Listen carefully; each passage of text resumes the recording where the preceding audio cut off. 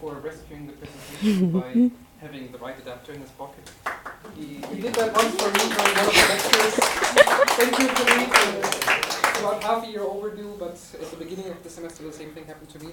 And then let's complain to Academics Cabus for making sockets on the wall that you have to hit before they connect. And without further ado, and without any more stupid jokes, it's time for the Bioimics team. Your turn. Good morning. We are the Bioimics team, and today we will be presenting our second presentation on the Bioimics company. During this presentation, we will be discussing why Bioimics is so unique, and eventually provide some new information that we found after the first presentation, and then give our suggestions and recommendations. So the presentation is divided in two main parts. In the first part, we will be talking about some general information about Bioimics, like their business strategy, their unique selling point, and a SWOT analysis that we have conducted. Then we'll start with the new information that we found by doing multiple interviews, and the subjects are outsourcing, patenting, networking, image of the company, and financing. And then we'll give a conclusion. So, a Bioimics company. The company is located in Uppsala University, where it benefits from the facilities that are available here at the university.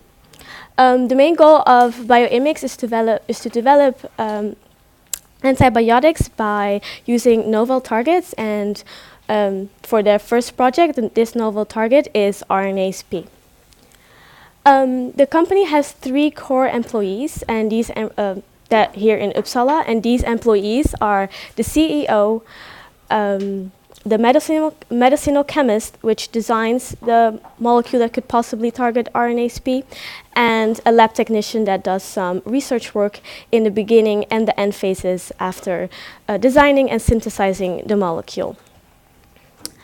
But most of the research is done by outsourcing. Outsourcing is hiring other companies to do the research work, because these companies are specialized in this research field and also have the right facilities to conduct the research. So to give a short product development timeline, Bioimics started by determining a target, in this case RNase-P. Then they found a candidate molecule, they improved the molecule, run some early trials, and then they will eventually sell this molecule to a bigger company because they don't have the funds to do the clinical trials, and a bigger company is better equipped to create this molecule into a drug. So our unique selling point. Why is Bioimics so unique? Well, it actually starts with the CEO that has a lot of experience in the field of RNA studies, and this is because he has been in this field for 25 years. That's how they found RNase-P as a novel target. And also because the company is investing their money into research. Instead of hiring manpower and creating a company here in Uppsala, right now they are initially investing their money into high quality research by outsourcing, and in that way obtaining great results. But back to the RNase-P. Why is this an important or a great, amazing antibiotic target? Well, that is because Antibiotic is the only company right now that is using RNase-P as a target, so we don't have, Bioimics doesn't have any competitors. Also, because it's a novel target, resistance development is significantly lower. RNase-P is also organism specific. So the RNase-P found in prokaryotes differs from the RNase-P found in eukaryotes. So if we design a molecule to target a specific bacterial strain, it won't affect the human body. RNase-P has a role in translation where it causes the tRNA to mature. In that way, you can deliver amino acids to the translational process. But if you deactivate RNase-P, the translational process will be blocked and the pathogen will eventually die. This is done by the metal mimic concepts. So RNA-SP has a few magnesium ions that have an important role in its stabilization. By replacing these, the enzyme will unfold and be deactivated. Then we did a SWOT analysis on the company by looking at some internal and external factors. When looking at the internal factors, the strengths of the company is that the project requires less resources because they're mainly outsourcing. Also, their strong scientific background is a very good point and very important for this company because, like I said before, the CEO has a lot of knowledge in this field. When we look at the weaknesses of the company, it is actually that they are very small, unknown, have no track record, and this is mainly because the RNA-SP project is their first big project. When looking at external factors, opportunities that we have in right now, the Bioimics has right now, is that antibiotic resistance is still increasing, so there is still an issue that needs a solution, and Bioimics could probably deliver that solution. Also, they are talking about regulatory fast tracks. So since we already know that there will be some kind of antibiotic crisis, they are talking right now about maybe making it easier to develop a drug and getting it on the market. But certain threats that the company has is that still financing. The company needs more investors so they can get more money to conduct their research, and the market is difficult. If a market is not profitable, it will be harder to find investors to invest money.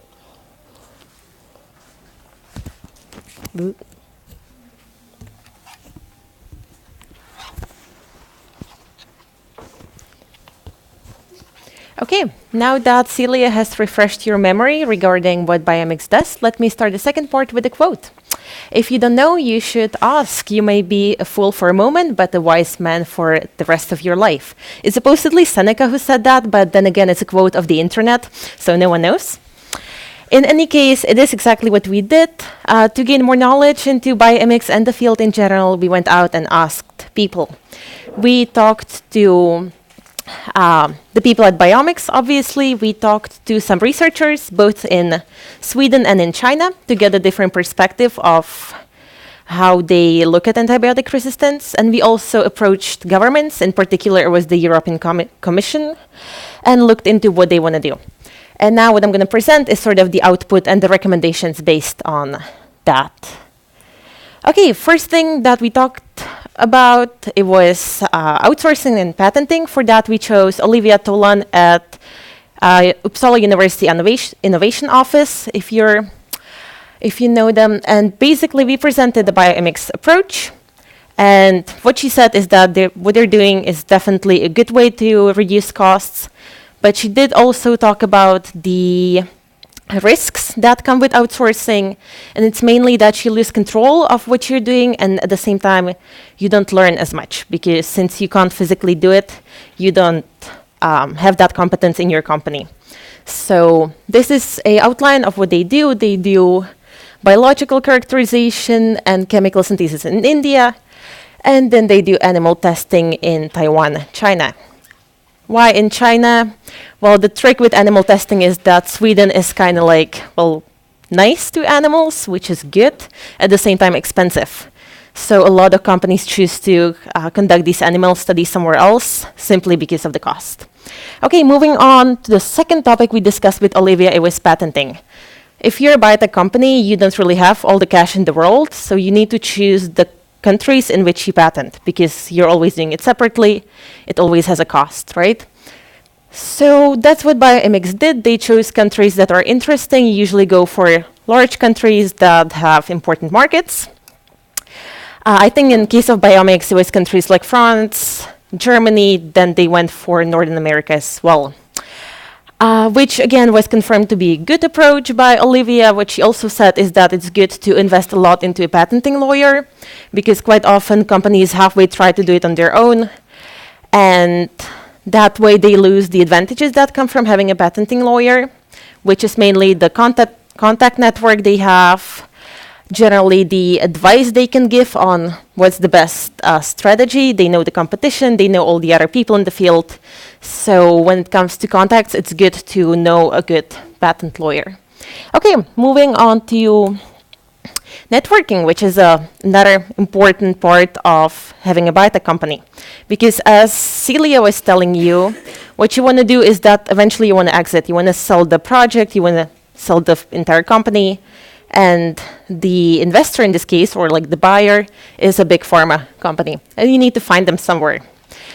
So opportunities for that would, for example, be the JP Morgan, which is a big networking business event taking place in the US that connects potential investors with people having some sort of know-how, ideas, startup companies.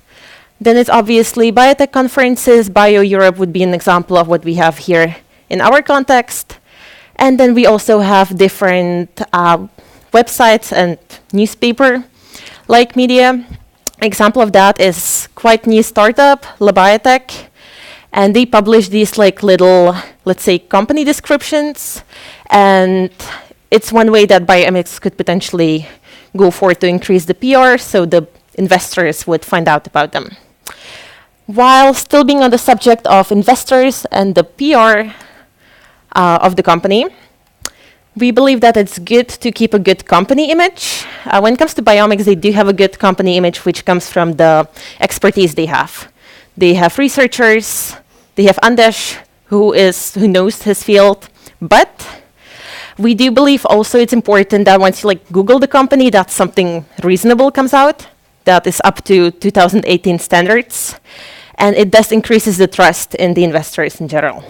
So if it would come to our main recommendation, we believe they should put some effort into the PR. One obvious suggestion is maybe changing the website a little bit. And then maybe publish about their research or the company in, let's say, Uppsala University newspapers. Usually you want to start small because that's cheap. But also maybe paying for some sort of PR services would be a good idea if they're at this stage of looking for a partner. Okay, and lastly, what's important is, again, finding a partner, finding the money. What they've been doing up till now is looking into private capital through business angels. We took a different approach. We talked to European Commission. In fact, there's scientific officer responsible for their very fancy, very promising antibiotic resistance action plan that in particular states that they will put a lot of emphasis on supporting small, medium enterprises in drug discovery because that's where they believe the main power is, not in the big pharma.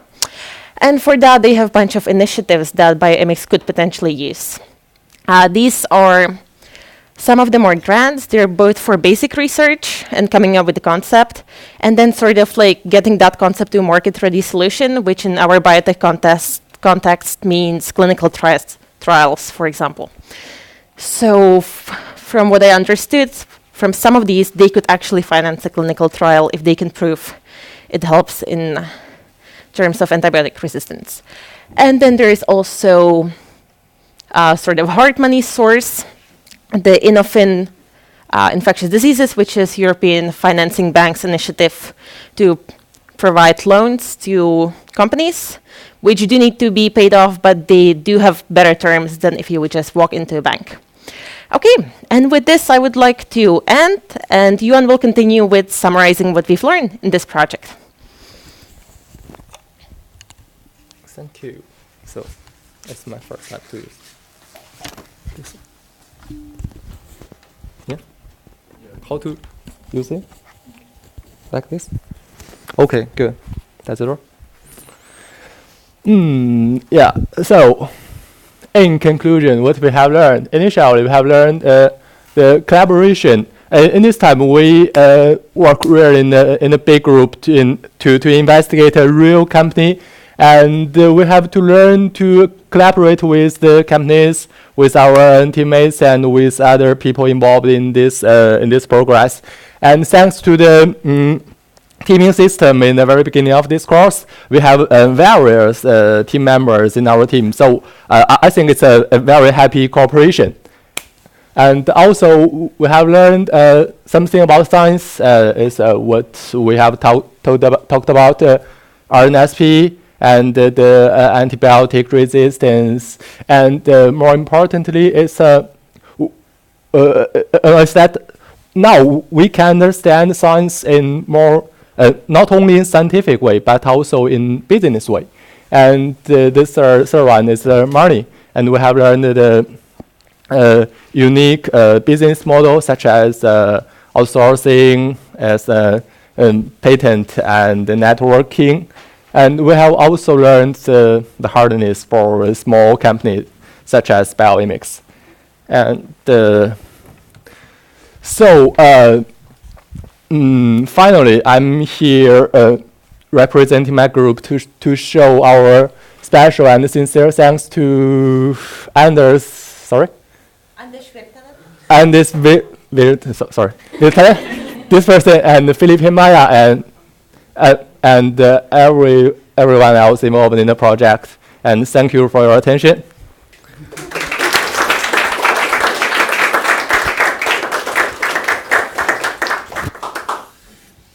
Okay. Questions? Yes, Martina. Why do you think that other companies have not worked with RNA yet? No idea, to be honest. I would say you do have a lot of different targets, and I guess they try to work always on something that people haven't worked on or is very close to sort of being done. So I would say it's quite alternative target. So that's why there's not that many companies. But that's me guessing. Yes? You said that antibiotics which are low return on investment, but don't they make like tons of money in the first year before the resistance? The problem is, okay, what happened in the past is the past. Right now with the resistance and return of investment, the problem could be that once you have a drug, the state might sort of take it away and say like, hey, this is our last resort. We can't have this resistance happen again. And so that's mainly why it's risky now. Because they might not even let you be like out in the market, prescribed on a normal basis, because that's how we got where we are. And so that's why the companies are kind of reluctant. And secondly, obviously it's low return of investment because you take it for a week, you're healthy, and you don't need it the next 5 years, compared to diabetes, insulin, all that. So these are like the two main reasons. You don't take it for too long, and the state might, at this current point, take it away from you. Even though they promise that they will like give you back the costs plus the margin on top, you never know. Yes? Yeah, I have a doubt of how would Bioimics intend to compete with other big pharma companies, and why would it be a different situation for these, let's call it antibiotics? Wouldn't they be considered a last resort? Well, at this point, we don't really have anything new for the past 30 years. So if someone finds something that's awesome and there's no competition, that's one. Two, they are not really competing, they will sell it off to them and then it's kind of their problem. Like you develop it to certain like preclinical stage where the project has the highest market value, and then you sell it off to the top 50 pharma and then they do with it what they want. So you don't compete with them. It's not in like Bioimics' ambition to build this huge like Pfizer-like thing because it's just not doable.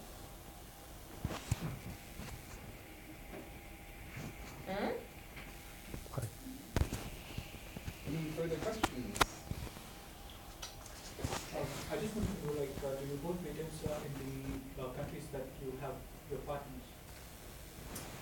I don't think they do. I ask this because that would be a huge risk because, like, if they don't respect your patents, then they can use your technology to produce their own. Well, the thing is, these are sort of, let's say, Eurofins. That's, as far as I know, European-based company, and I guess it works on the agreements they make with each other, and it has like proper non-disclosure thing that they can't use it for their own research. These are CROs. I think they don't want to patent in like India and China because of that patent infringement. Once you disclose your patent, China might copy it. Like, but in like simple words. As far as I see, like, both these companies don't actually respect patents as such. Sorry? They don't respect patents from. Well, exactly. Yeah, so. But these are, your- yeah. But then you might not, well, you don't want to patent because you would have to disclose all of it. your- the work is being done by these three companies, right? Yes. So you said you don't have, most of the work has been outsourced. Yes. But again, did they patent in China and India? Because I might not know that. wanted to patent it. No, they yeah, didn't. but They didn't, right? No, it gets too expensive in China. Yeah. Yeah. And, Budgets. Yeah. and this is somehow not reflected in your SWOT analysis, right? That should be reflected in this. No, yeah, absolutely. But then again, like, I do believe that once you have that contract with this CRO, they don't wanna, like, break that contract because in the first place, they are a contract research organization. They're based on customer trust. And once they would do something like that to Bioimics, they're done as a CRO, right? So, I mean, for them, it's not worth it to steal the molecule because it's not their core business, right? And it would kind of cancel all of their business.